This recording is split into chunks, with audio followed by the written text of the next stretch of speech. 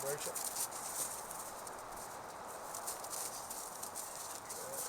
Good. Good. Husband girl, Varja. Husband girl. Husband girl. Beautiful girl. Beautiful girl. Beautiful girl.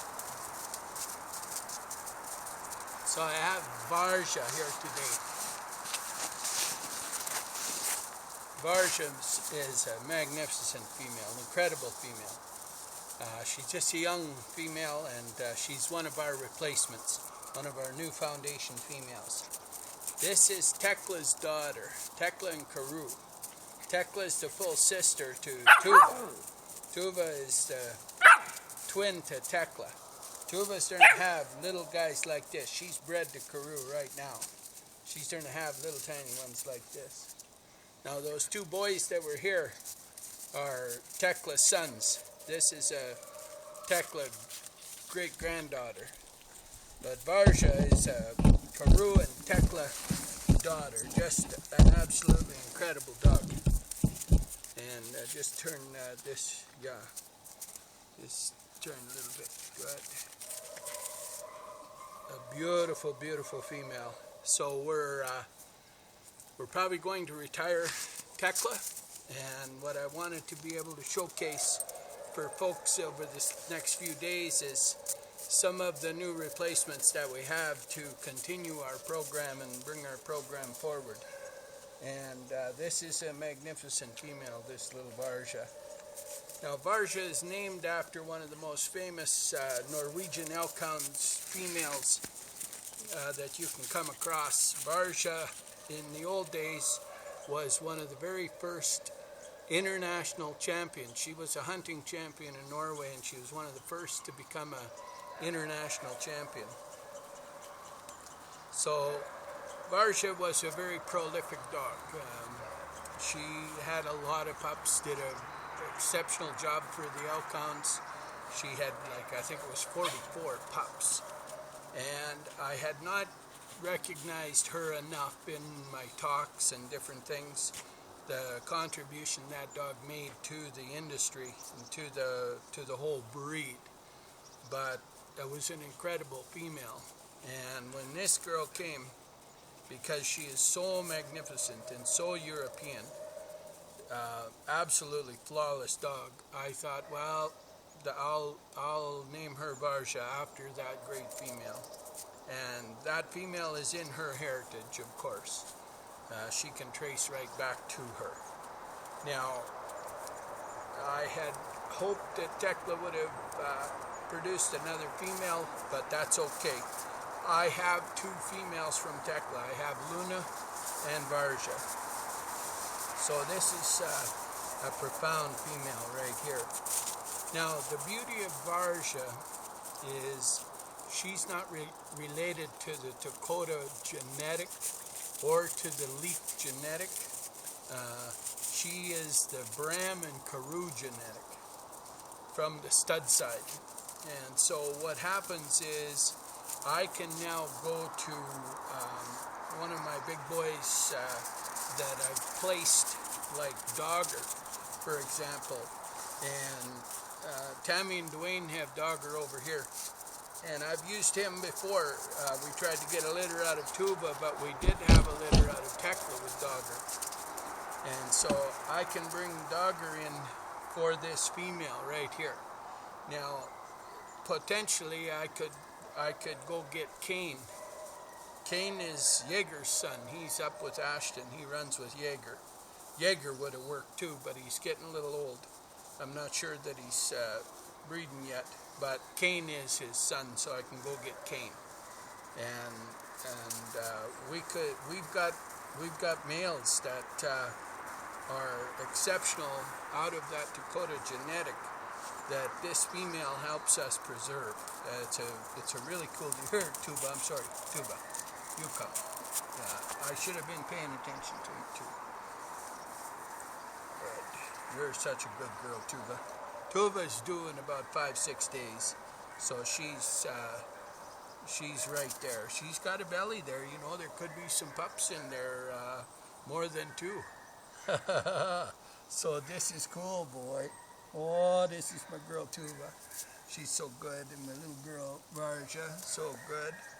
Yeah, so I'm very proud of this lineage. This is an absolutely flawless European dog. And when I was over in Finland, I went to the big dog show there. And there was Elkhounds everywhere. And the beauty of that show was that all the dogs that were at that show were in the beauty competition. So everyone that was there had already won a hunting championship because they win their hunt first. Come up front, girl. Come up front. Good. So what I got to see was an entire, it's like a racetrack, all the center part of a racetrack. There was 1,000 entries, and it was a 3-day event, and everybody in the country was there, from many countries. And not all Elkhounds, but other Scandinavian breeds too. But magnificent Elkhounds, both Swedish and Norwegian. And this dog could have went right into that show. It would have fit right in with exactly every dog that was there. All the dogs looked just like this dog. And this is your quintessential Elkhound right here. Short coupled, very stout, very powerful. Breed standard all the way around. Absolutely flawless dog. No deviations from anything. Just a flawless dog. Now, almost all the females over there are this size. They are. Now that's her brother right there. Now this is Rollo, just so you know. So Rollo's just going to be just like this dog. Rollo has already got a tail nest. He's only a little guy, and he's already got a tail nest. He's so European, that guy. But this is a flawless dog in every aspect. She's just a beautiful, stunning female. And this dog takes a lot from Karoo and from Tekla's Norwegian ancestors. The Varja line, the Bram genetic, this dog came out very, very, very strong. We don't see in this particular dog a great deal of her grandmother, Camp. Camp was a big female Norway dog, but a big girl, 64 pounds. This is much more like the 50-pound females that the Norway breeders have. You can't have that. You can't have that, Rollo. You can't have that. You get up here, Rollo. You get up here, boy. You get up here, Rollo. Where's your other brother? Where's your other brother? Good boy, Rollo. You just stay by me here, Rollo. Jaeger, you better come say hello too. So the beauty of going to that show is I got my eyes opened on how particular they are to. They're pretty fussy about their size. So even though a dog was larger than the recommended size, it could still enter the hunt championship and still compete and win. Okay? So it was able to win its hunt and then come to the show. But what they did is the minute that dog came into the ring, the judges walked over to it. They have a plywood cutout of the right height, and they set it down, and if the dog is higher than that cutout, the dog is disqualified. And within seconds, that dog was out of the ring. Magnificent female. And so the grandmother Camp of this dog would have been disqualified just like that. On that competition, she could hunt, she could win her hunt championship, all that, but she would have been disqualified from the beauty competition. But this dog, of course, would be able to hunt, win her championship there, and go into show and win that too. She could do it all. So they really enjoy this style over there, and they're pretty fussy. Can you guys make a little noise? Come on, growl a little bit here. Good, good. Just try and growl a little bit. Come on, I want to hear you guys. Good. Good, Tuba. There's the girl, Tuba. Now what do you got, Jacob? Now what do you got?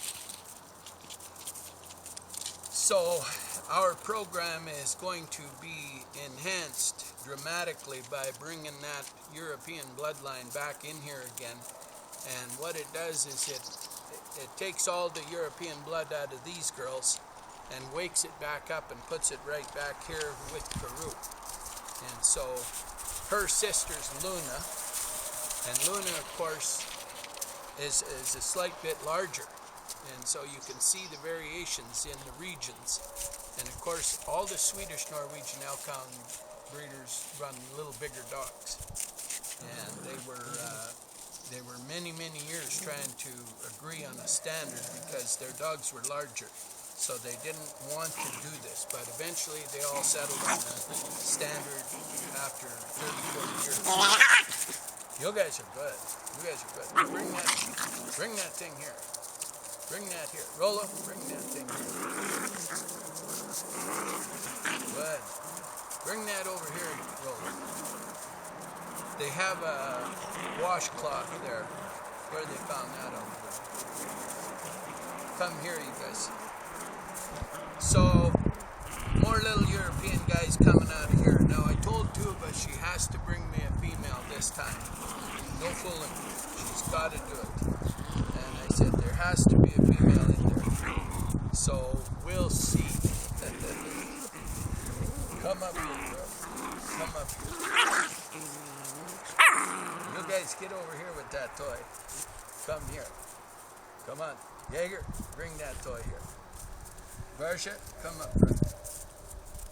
Come up here, Varja. Good. Good. So, if Tuba gets a male and a female, maybe 2 males, 1 female, maybe 2 females, I'd be pretty content. I don't expect her to have a very big litter. This is her last litter. She's not known for big litters, but she has incredible dogs. The best of it, you know, of all. Tuba is just an incredible female. What are you guys eating back there?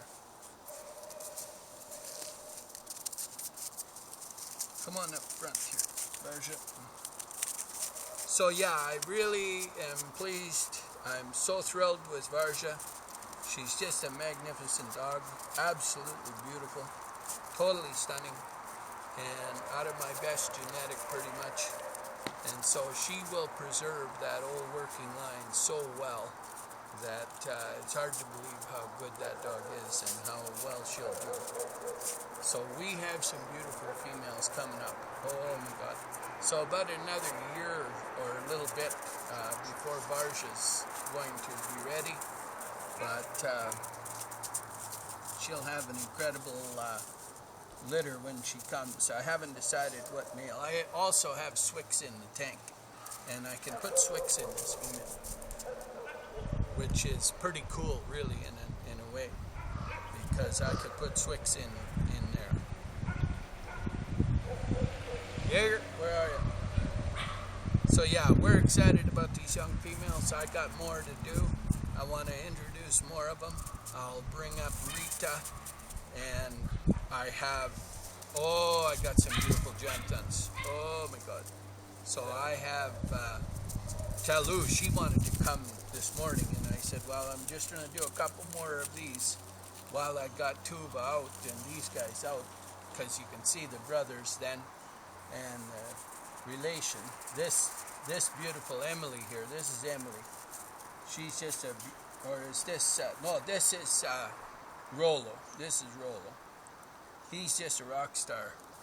Total rock star is Rollo. What a good boy, Rollo. What a good boy. Rollo, you're so fantastic. Jesus, you're a good boy. Come on, you guys, bring that toy here.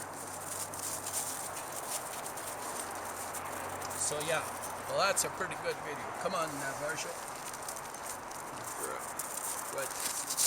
Good job, Varja. What? We got to see a few dogs there. Good job, Varja. You're a dream dog, Varja.